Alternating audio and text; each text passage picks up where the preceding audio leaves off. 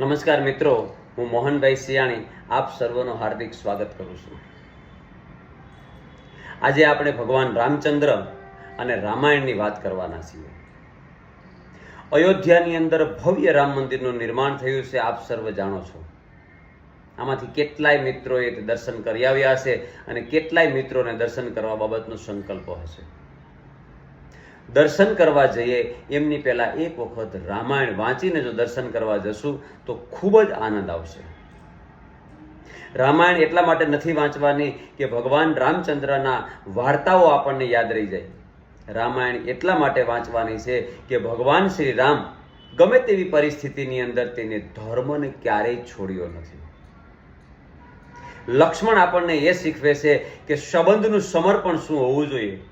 ભરત આપણને એ શીખવે છે કે સત્તાનો ત્યાગ શું હોવો જોઈએ.